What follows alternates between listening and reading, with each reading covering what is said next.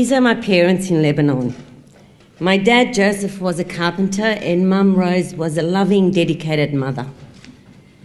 I was born there, and both Mum and Dad had siblings who lived in Australia. This is me at age 10 with my 4 brothers, celebrating Christmas. My brother George, who's the one further to the right, decided that he had a conversation with my parents that he would like to move to Australia and try it working and living here. So my parents agreed, and my father came with him, and they both came to live with my aunts and got a job.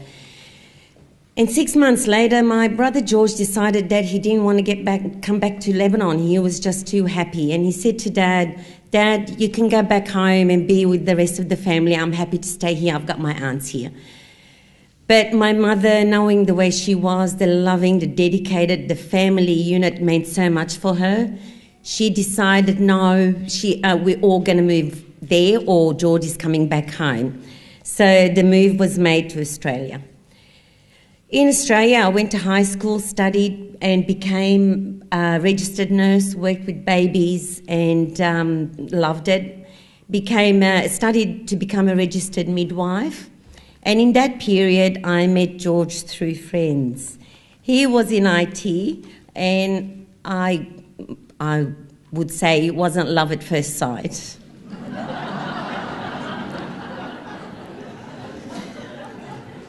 Rita was an only daughter, a good family girl. I wanted to get to know her, and I knew that she liked me because when she worked night shift, she used to ring me at 5 o'clock in the morning to make sure that I woke up and got ready for work. Only because he asked me. We got married in 1985. It was a wonderful day, a great celebration of family and friends, and I think we were soulmates, so it was the finale to meeting as soulmates. Except I made one monumental blue at the wedding. Getting up to make my speech, I thanked everybody, everywhere, except Rita. And guess what? I think I'm still making up for it. Here are 4 beautiful children, Marcella, Kristen, James, and Daniel, our baby. This is at his first birthday party. Kristen had a twin sister who was sadly stillborn. And that was our first major crisis as a family. And it put us, I think, even closer together. It made us more protective, and the love we promised our children that we will always be there for them and protect them and give them whatever that they needed. Even from the age of 2, Daniel loved to build things, playing with tools and wood and nails all the time. He was setting himself up to be something in the construction industry. This is my beautiful mother and I. She was a wonderful human being. She taught me everything about love, dedication. She made me the person I am today, and I'm very grateful to her. But 5 years ago, she was dying, and it was extremely stressful for the whole family.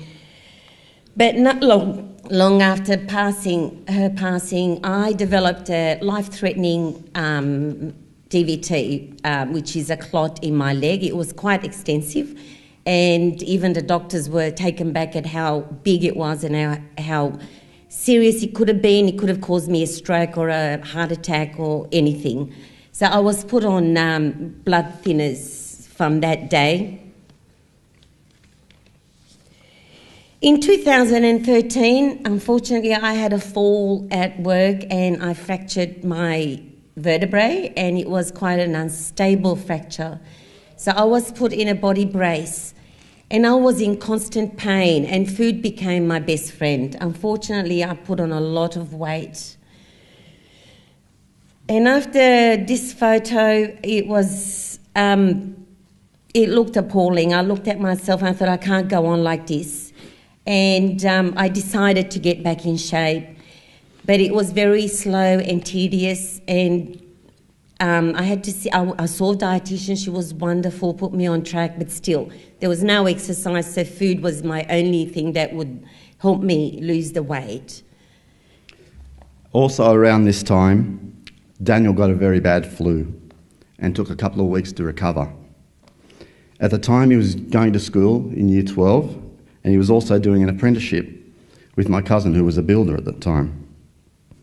It was my cousin that told me that Daniel just wasn't looking like himself when he went to work.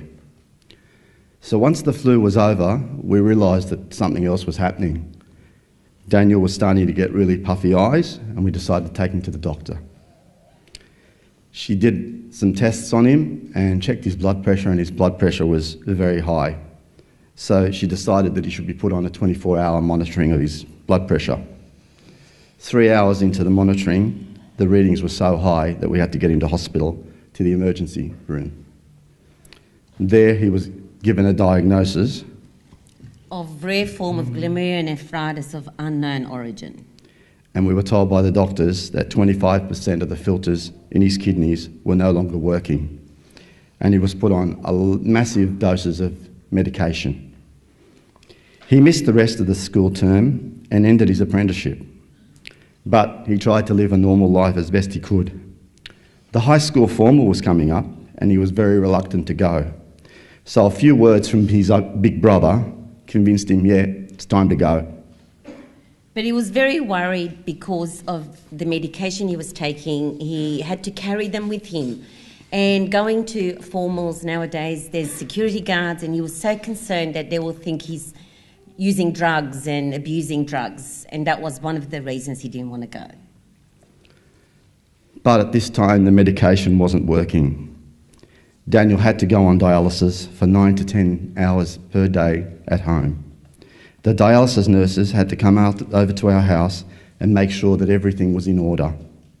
Despite all this, Daniel was getting sicker. As a nurse, I knew that Daniel, the symptoms he was showing, he was going to get sicker. His other organs would start suffering, so we had to do something. And we were told when he goes on the transplant list, which was adamant he was going to, it might be up to 10 years before he can get a kidney. It could be one day, but it could be also 10 years, and we weren't prepared to wait that long. So George and I decided that we would like to be one of us be living donor for Daniel and start testing. But I couldn't go there and say, yeah, I want to be a living donor, because I had to lose at least 30 kilos. And Daniel was my inspiration. So we started the testing, and straight away I was disqualified because I was borderline diabetic. But Rita continued with the testing. There were strict criteria to be met for BMI and weight. It wasn't just the BMI and weight, though. It was also every other part of your body just about had to be in perfect condition. However, every time Rita met the criteria, the surgeon changed the goalposts and found some other reason to say no surgery at this time. After multiple confrontations, finally, it was the last confrontation, and the doctor admitted that he didn't really want to do the surgery because he was concerned and he didn't want me to be one of his statistics to die on the operating table because of my condition of blood thinners and the fracture and whatever reason he could find.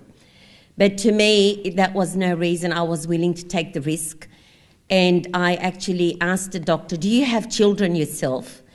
Are you prepared to just sit there and watch your son waking up in the mornings, violently ill, he can't eat, he's vomiting, he's laying on the couch, has no energy to get up and move?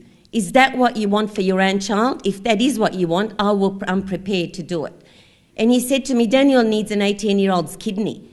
I said, have you got an 18-year-old's kidney to give him? Because there's one who's 50-year-old who would like to give it to him. He finally gave in and he finally agreed to it. 6 weeks after they signed the consent forms, Daniel and Rita went into hospital. This is a photo of Daniel lying in bed waiting to go into the transplant room. Once the transplant was done, the new kidney started to work straight away, which was a good sign for us, and Daniel started to recover quite quickly. On the same day that Daniel left hospital, Rita developed a blood clot on her lung. Well, yes, the doctor came and said to me, I did tell you this might be a risk of happening, and I said, yes, I know you did tell me, but I'm still breathing, I still have a pulse, my son has gone home. I consider it's as a good outcome because I wasn't going to give up without a fight. We've already lost one child previously, and I wasn't going to give up on this one without fighting all the way. That's the way she spoke to the doctor, by the way. It's now been around 8 months since the operation. Rita survived the blood clot, and she'll be on medication for life. And Daniel, he's doing pretty good too. Well, Daniel is doing okay. He's got a lovely girlfriend, Caitlin. She's been with him and supporting him all through this. We're very grateful to that. But he still has to see the specialist every month, maybe sometimes more frequently. But it doesn't matter. He's got the support of his family. We love him dearly. And I'm very grateful to the rest of my family for being so supportive. As they say, cats have 9 lives. I must belong to that family because I've used up 3 already. Thank you. Thank you.